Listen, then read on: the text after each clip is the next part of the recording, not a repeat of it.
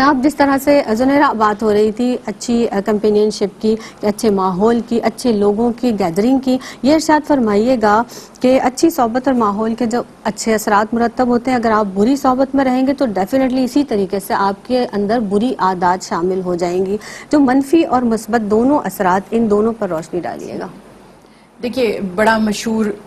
یہاں پر شعر کہا جاتا ہے کہ صحبت ساحل طرح ساحل کن اور صحبت طالع طرح طالع کن، کہ اچھے کی صحبت اچھا اور برے کی صحبت برا بنا دیتی ہے. تو رسول اللہ صلی اللہ علیہ وسلم نے اسی لیے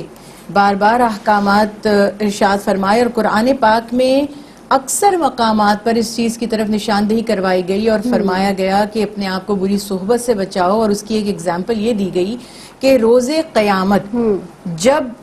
وہ لوگ جو حق کے راستے سے ہٹ گئے تھے انہیں سزا کے طور پر جہنم میں بھیج دیا جائے گا، تو اس وقت ان کی زبان پر یہ جملہ ہوگا کہ ہائے کاش ہم نے اس نبی یعنی محمد مصطفیٰ صلی اللہ علیہ وسلم کی بات مانی ہوتی، یعنی ہم نے ان کا یقین کیا ہوتا اور فلاں کو ہم نے دوست نہ بنایا ہوتا.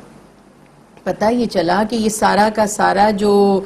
جہالت کا منبع تھا وہ ڈال دیں گے اپنے ساتھی پر، اپنے دوست پر، کہ دوست انسان کی شخصیت کو بنا بھی سکتا ہے اور بگاڑ بھی سکتا ہے. اسی لیے آپ صلی اللہ علیہ وآلہ وسلم نے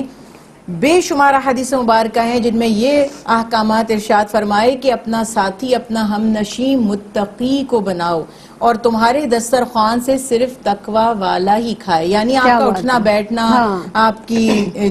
گیدرنگ ایسے لوگوں کے ساتھ ہونی چاہیے جن میں تقوی ہو. اور رسول اللہ صلی اللہ علیہ وسلم کی جو تعلیمات ہیں، جس کا بھی آپ نے بھی حوالہ دیا ہے، کہ آپ صلی اللہ علیہ وسلم نے اس کو اتنی خوبصورتی کے ساتھ سمجھایا کہ اگر تم مشک والے کو دوست بناتے ہو، خوشبو والے کو دوست بناتے ہو، تو تم اس کے پاس جاؤ گے یا تو اس سے مشک خرید لو گے یا وہ تمہیں ہدیہ دے دے گا. اگر یہ دونوں صورتیں نہ ہوں پھر بھی خوشبو کا ایک خوبصورت احساس تمہارے ساتھ جائے گا. اور اگر تم کسی بھٹی والے کو، آگ جو سیکتا ہے جلاتا ہے، اس کو دوست بناؤ گے تو یا تو تم خود اپنے کپڑوں کو آلودہ کر لو گے، ورنہ اس بھٹی کا جو دھواں ہے وہ تمہارے کپڑوں کو سیاہ کر دے گا اور تمہارے سر کو تکلیف میں مبتلا کر دے گا، یعنی تمہارے اوپر اس کا برا یا ناگوار اثر ہوگا. تو سب سے اہم بات یہ ہے کہ جب آپ صلی اللہ علیہ وسلم سے پوچھا جاتا تھا کہ یا رسول اللہ صلی اللہ علیہ وسلم ہم کس کا ساتھ، کس کی معیت، کس کی صحبت اختیار کریں، تو آپ صلی اللہ علیہ وسلم نے فرمایا کہ 3 افراد، یعنی 3 ایسے افراد یا ایک ایسا شخص جس میں یہ 3 خوبیاں ہوں، وہ تمہارے بہترین دوست ہیں. پوچھا گیا کون؟ حضرت عبداللہ بن عباس رضی اللہ تعالیٰ عنہ راوی ہیں کہ آپ صلی اللہ علیہ وسلم نے فرمایا کہ دوست ایسا ہو کہ جب تم اسے دیکھو یا اس سے ملاقات کرو تو تمہیں اللہ کی یاد آ جائے. ظاہر ہے کہ وہ ایسا کوئی نیک عمل کر رہا ہوگا تو اللہ کی طرف راغب کر دے گا. پھر فرمایا کہ جب تم اس کا کوئی عمل دیکھو تو تمہیں آخرت کی یاد آ جائے، یعنی ایسا دوست ہو کہ جو ایسے کام کرتا ہو جو ہمیں آخرت کی طرف لے جائے. اور پھر اسی طرح سے رسول اللہ صلی اللہ علیہ وسلم نے فرمایا کہ جب وہ بات کرے تو تمہارے علم میں اضافے کا سبب بنے. تو یہ بیسک 3 خوبیاں یہاں پتہ چل گئیں کہ وہ دوست جو اللہ کا ذکر کرتا ہے، وہ دوست جس کی بات ہمارے لیے علم کا درجہ رکھتی ہے، اور وہ دوست جس کا عمل ہمیں آخرت کی یاد دلاتا ہے. اسی طرح سے رسول اللہ صلی اللہ علیہ وسلم نے فرمایا کہ احمقوں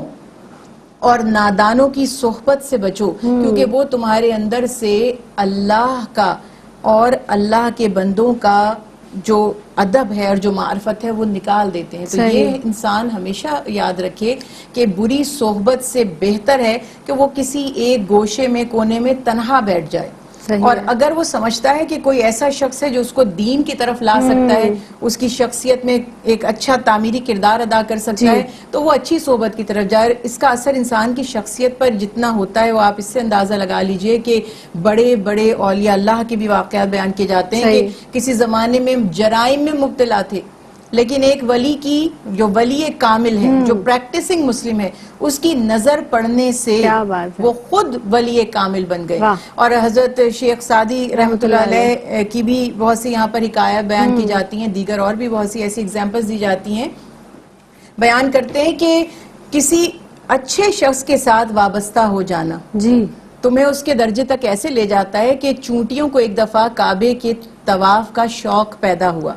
تو وہ سوچتی رہی کہ ہم طواف کریں گے تو کچل دیے جائیں گے، تو انہوں نے کبوتروں کے پروں پر اور ان کے جو پاؤں ہیں ان کے اوپر جا کر وہ بیٹھ گئیں اور چپک گئی ان سے، تو جب کبوتر نے طواف کیا کعبے کا تو ان کا بھی طواف ہو گیا۔ تو یہ حکایات جو ہیں، ایگزامپلز ہیں کہ آپ کسی اپنے سے بہتر کی طرف جائیں گے تو آپ بہتر بنیں گے، اور آپ اپنے سے کسی کمتر کی طرف جائیں گے تو جو آپ کے اپنے اوصاف ہیں وہ بھی برباد ہو جائیں گے۔ اس کی میں آپ کو کوئکلی